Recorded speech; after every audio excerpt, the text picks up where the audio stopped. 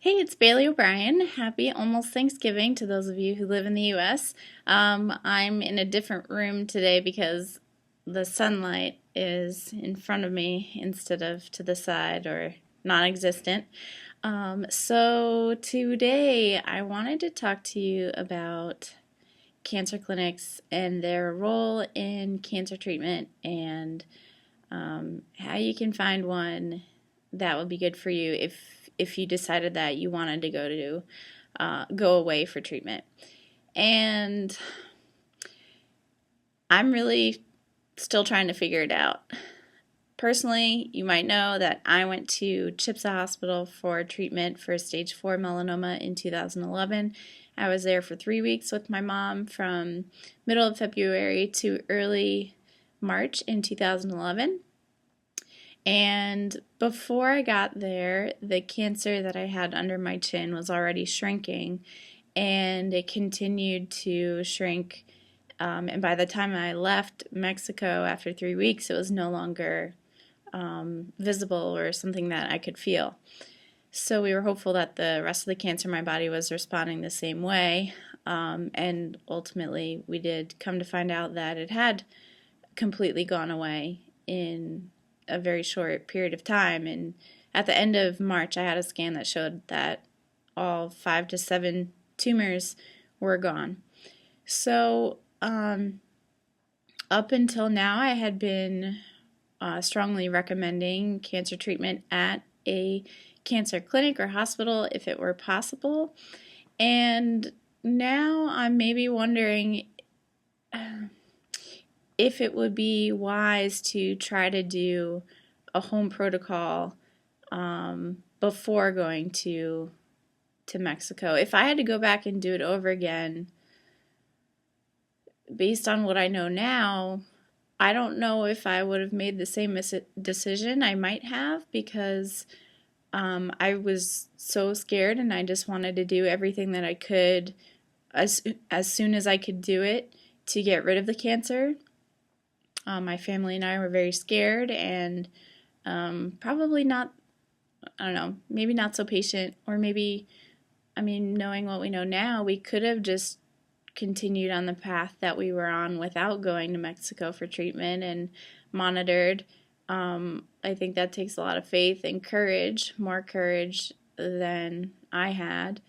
But it is a personal decision, and every person needs to research their options. And if you have a very aggressive type of cancer, you might be more likely to go to a cancer clinic for treatment rather than doing something at home on your own or under the guidance of someone who may not have all the therapies available that are offered in places such as Mexico, Germany, Switzerland, and elsewhere, Spain. So the reason I wanted to bring this up was because a friend reached out to me who had another friend reach out, basically just expressing concern about people not getting well who were going away to Mexico for treatment, in particular to this one hospital. And it was very concerning to me because it was a high percentage of the people who had gone away who either were not doing well or had passed away. And I thought, how do I respond to this? What am I supposed to think? Like, I don't know, what's the issue here? Is it a lack of quality control? Is it not a good procedure that they have? Like, are they giving bad recommendations? Are they using the wrong treatments? So I reached out to a friend who you might have seen in one of my other YouTube videos, Pamela from cancertutor.com. She had breast cancer and went to, among doing other things, she went to Hope for Cancer for treatment. And she and her husband, Robert, they travel to different clinics and hospitals to verify and qualify them to make sure that they are doing what they're they say that they're doing to make sure that they have the credentials that they need and that they have 5-year patients who have survived 5 years. So I trust her judgment, and that's why I reached out. And her response was that we don't really know why people don't get well. And I agree with her on the points that she made. She said that we don't know if somebody might have been holding on to emotional wounds or trauma and unforgiveness that could have prevented their healing.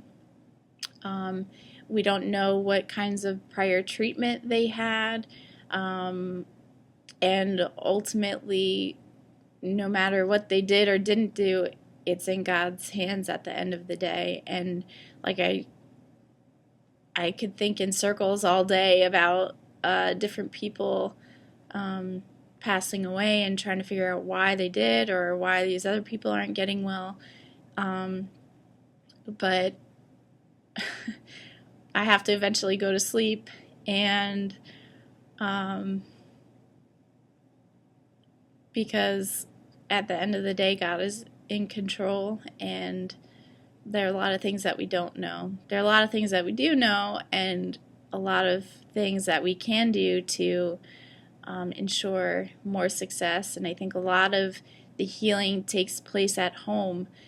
Going to a clinic can be very helpful, and a lot of people do get better while they're there, and then some people decline after they go home, because I think sometimes people have this idea that going to a clinic will be almost like a magic bullet. It'll be their answer to their cancer, whereas like I know in my case, and the case for a lot of people, it took more than just a few weeks to get well. And it took a lot of hard work and a community, a village of people to chip in and help out. Like for me, I drank 13 fruit and vegetable juices per day, 12 vegetable juices, 1 fruit juice every day. And when I was getting my treatments at home, including the chole fluid, I was too tired to do it on my own, to do that, to make coffee for my coffee enemas, to make soup, my Hippocrates soup for lunch and dinner. And my mom had to go back to work, and she couldn't give me my injections. My dad was working. So by the love and grace of God, and people in my community, we had volunteers come to help make me juice weekday mornings. And sometimes it was one person, sometimes it was 2 people, sometimes even 3, but they would come over and help me wash my veggies and dry them and juice them. And so the point is just to say that it takes a lot of work, and it's not easy. And a cancer clinic may be a tool in a person's healing journey, but I don't think that it's the end-all be-all. So that's, one positive about that is that you don't have to feel so badly if you can't get to a clinic because you can't afford it, or you have children that you need to be with, or work, or anything. Chris Wark didn't go to a cancer clinic, or he didn't travel outside the country. He had, I think he had a naturopathic doctor who he worked with. After his surgery, he changed his diet, lifestyle. He did a huge lifestyle change, and I believe he also did high-dose vitamin C. But he's a stage 3C colon cancer survivor, chrisbeatcancer.com. And he has the Square One protocol, which is an at-home protocol for people for a very low fee to basically heal yourself, to give yourself the best chance at healing with limited resources. And so you can take that as far as you want to. He has recommended clinics and supplements that you can take, but it's the core of your treatment, which is your diet and lifestyle. In addition to reaching out to Pamela from Cancer Tutor, I've also been reading comments in a group called Alternative Cancer Clinic Reviews on Facebook.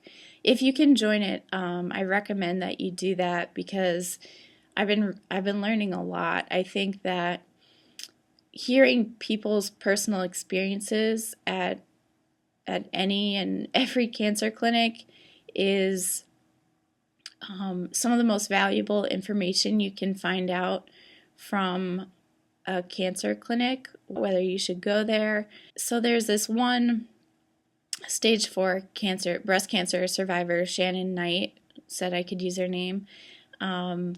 She helps people raise funds for treatment if they want to go outside the country. I think it's Shannon's Angels. I'll provide her website. Shannon went to CMN Hospital in Mexico, and she loved her experience there. Really supports people or encourages people to check it out. She had a great experience with her doctors and everyone there, and the treatments worked for her. So she supports anyone's decision to go there. And she obviously respects every other decision that people make to not go there or do something different. But Shannon wrote a post about, she talks to a lot of people one-on-one who share their experiences with her at various clinics and doing different things. And they share with her all the details about their experiences and their cancer journey. But then she found just people sharing their stories on Facebook with not all the details that they share with her personally. And so she wrote a post saying that it's really important to find out all the details about a person's story, because they may be holding back information that's really critical to explaining why they did or didn't get well. And so I'll provide the link for that post, which I think you should read. And it includes things like, did they wait too long to get treatment?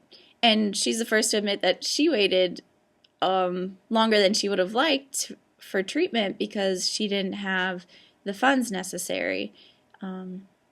So regardless of why, sometimes people wait too long to get treatment. And that could be a factor in why they didn't get well. Their cancer might have progressed beyond the point where it was able to be healed in a reasonable amount of time. She also says that it's important to take into account a person's faith, their diet, how well they followed their diet protocol, if they drank alcohol, if they smoked, the kind of water they drank. There are a lot of different types of factors that we ought to take into account. So that was Shannon's insight, or some of it. And then another person made a comment on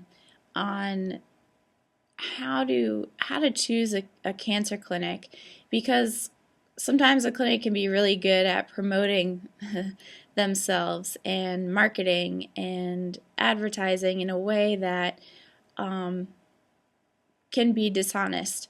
And so there are questions you need to ask or be mindful of when you look at healing stories of people who are on their website. Like sometimes a website will have a testimonial of someone who is not even alive anymore, or they'll have a video from someone who gave their testimony while they're still there at the clinic, and maybe right now they're not doing well because they're home and they don't have all the support that they had at the clinic. So it can be a little deceiving when somebody gives a rave review. I mean, of course, they're not going to say, oh, I was healed, or I would hope that they wouldn't say that they were healed when they weren't, but you could get some degree of honesty from or some kind of insight into what the clinic was like based on what the person said. But then in the same way, they might interview someone who wasn't happy, or someone might not be willing to share their testimony because they didn't have a positive experience. And of course, they're not going to record a video saying those things for them to put on their website. So I'm really grateful for this Facebook group. Again, it's called Alternative Cancer Clinic Reviews, for people to share honestly, candidly about their experiences. And if you join the group, it's a closed group, so you have to apply to join. I'm sure they'll approve you. Just to ask people one-on-one what their experience was like, if it's too personal for them to share openly within the group. There are some books that have documentation of people going to visit different cancer clinics. One is called German Cancer Breakthrough. It's one that I just ordered recently. It's right here. And I haven't read through much of it yet, but it talks about different clinics in Germany and Switzerland that you might be interested in. There's another book that I just discovered today that I haven't read yet, called Adios, Cancer by Frank Cousineau and Andrew Schulberg, who wrote German Cancer Breakthrough. And then I have a friend who is in the process of publishing another book called Hoping for a Cure. Her name is Kate Hansen. That's another one that I was really interested to read. I got a preview of it. But Kate visited a bunch of cancer clinics in Mexico and interviewed people who were alongside the journey with her, people who were touring clinics and people who were at the clinics where she went. Some she didn't get into, or she wasn't able to see inside. Some of them she was only able to see a little bit. Some she had a lot of time with doctors, some a short amount of time. But it's definitely a good resource that I would recommend once it comes out and is available on Amazon. So you could check back periodically for that, and I will let you know when it becomes available. If you are signed up for my newsletters, then you will be in the know. If not, you can go to my website, if you're not there now, BaileyO'Brien.com, and my juicing ebook, Bailey's Juicing Guide. If you put in your name and email, you'll first receive my juicing ebook, and second of all, be subscribed to my newsletters, where I give continual updates. If not on videos, if you're not subscribed to YouTube, sometimes I share information in the emails that aren't in the YouTube videos. So that's just something to be mindful of, because I'm forgetful sometimes when I record the videos and I have to add it in later when I'm typing up the email. So anyway, hope you have a blessed day, and I will talk to you soon. Take care.